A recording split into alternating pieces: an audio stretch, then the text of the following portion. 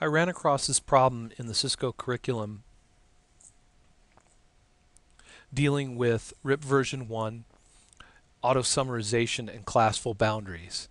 And essentially what you have here is between these two routers a 192.168.1 network /24, between these two routers a 192.168.2 network /24, and then you have non-classful networks down here, 10.10.3/24, 10.10.2/24, and 10.10.1/24.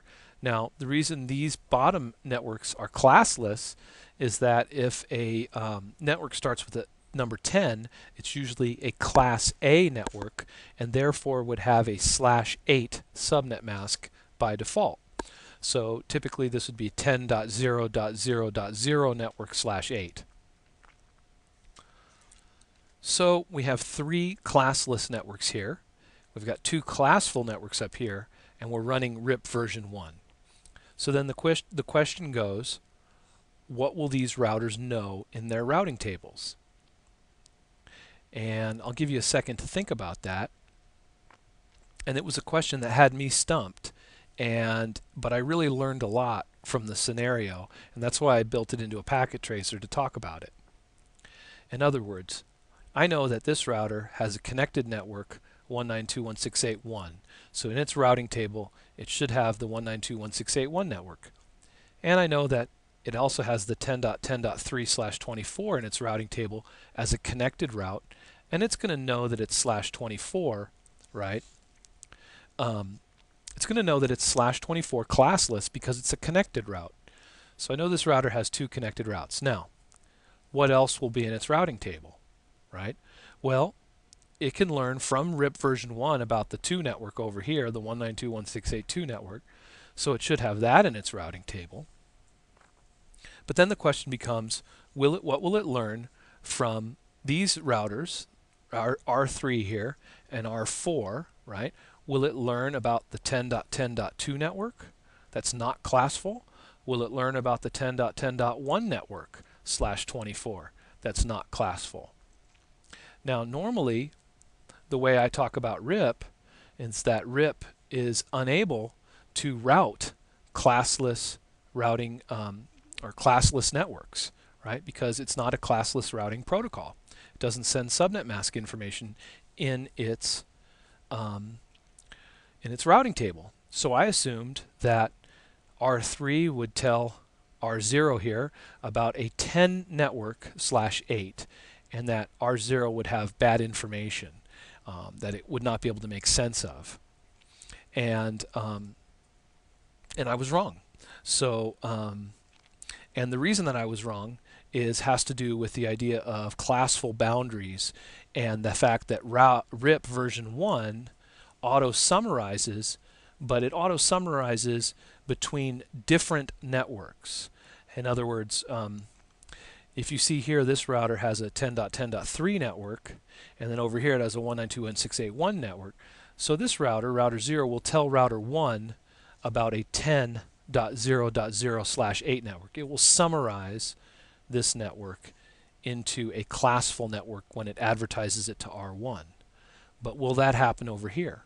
And it's very interesting. If you open up this router and you look at its routing table, you'll see that it actually did learn from RIP about the 1 network, right, /24, the 10.10.1 network. It also learned about the 10.10.2 network /24. How did it learn about these non-classful networks from RIP, which is not a classless, it's not a classless routing protocol? How did that happen? Well, the reason is this is not a classful boundary here. In other words, this router 0, already has a 10.10.3 network /24. And when it receives the information from R3, it is able to basically figure out that the information coming to it is 10.10.2, and that to also apply a /24 to that route automatically.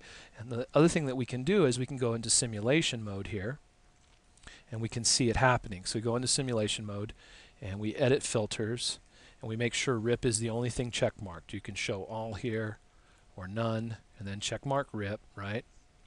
And then what you can do is you can press auto capture, right? And we can see it happening. So there we go. There's a packet being sent from R4 to R3, and then now it's going to get sent again. And then let's double click on this packet to take a look at it. So we open up this packet to take a peek at it, and we'll look at the inbound PDU details. And you can see here Ethernet 2, this is a frame, this is a packet IP, there's UDP, right? Notice the port is 520 UDP, that's RIP's port. And then you go down here to the RIP packet, and you can see here that it's got the 10.10.1 network in there, no subnet mask. Notice there's no subnet mask, but it did send it the full network, 10.10.1. And then over here you can see 10.10.2, right? That full network. And so R0 is able to see that it's a 10.10.1 and a 10.10.2, and since it already has a /24 on its 10 network, it's able to put it into its routing table correctly as 3 classless /24 subnets, right? That's amazing. But if we look at R1 here, R1 does not have such nice information because R0 auto-summarizes because it changes from the 10 network to the 192.168.1 network, whereas here it's 10 network and a 10 network, both /24. Here you've got a 10 network and a 192.168 network. If we look at R1's routing table, it has information that is different. It sees only one RIP route to one 10 network /8. And not only that, it thinks that it has 2 routes to it, both metric of 1 hop away and 1 hop away, and so it's load balancing on 2 routes. So it's actually sending 1 packet this way and then 1 packet this way, trying to get to a 10 network, when in fact it's a 10.10.3, a 10.10.2, and a 10.10.1. And since this is in a big loop, all the packets will arrive at their destination, but it's not really good, it's not really correct routes, right? It doesn't see the individual networks, right? Also, I can test to see if my theory is correct about how the classful boundary situation and RIP sending that information across, and I can do it by running a test. So on the test, what I'll do is I'll take this router, and very quickly I'll go to RIP and I'll remove the 10 network and I'll add an 11 network. Okay, and I removed the 10 network, letting me do it. Okay, remove and add.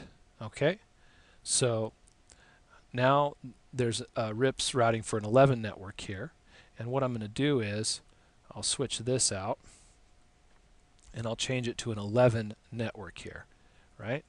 And so what I'm going to do is I will change the interface really quickly to 11.0.0.1, correct subnet mask of /8, or classful subnet mask rather, /8, okay? And I'll do the same thing on the interface over here.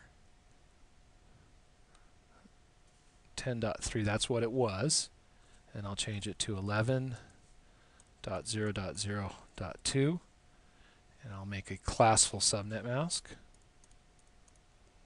Right? Turn it off and on. Okay. And I will go to RIP. I will move the 10 network here. Or no, since this router has a 10 network over here and a 10 network, and it used to have a 10 network over here, all I have to do is add the 11 network. So add the 11, right? Because that's all RIP's going to see anyway is 11. All right. And so now we've changed this to the 11 network /8. Now we no longer have, we have now a classful boundary here. We switch from a 10 network to an 11 network on R3. Instead of before it was 10 network and a 10 network both /24. Now on this side it's a 10 network /24, and on this side it's an 11 network /8. So 11 network, 10.10.2 network over here, right? So now this router should auto summarize and send R0 instead of a 10.10.2 network /24. R0 should learn about a 10.0.0/8 network, summarized, because now it's now a boundary router, right? The boundary between the 10 and the 11. And so if we look in here and do a Control-C and do a show IP route, you'll see that yes, it has two connected networks, and it learned from RIP about the 192.168.2 network, but look at the 10. It no longer knows about the 10.10.2, and it no longer knows about the 10.10.1. And so by changing it and turning it into a boundary router, the boundary between two different network ranges, auto summarization is now in effect. Auto summarization is now in effect because it's a boundary router, and so R0 receives the information that way.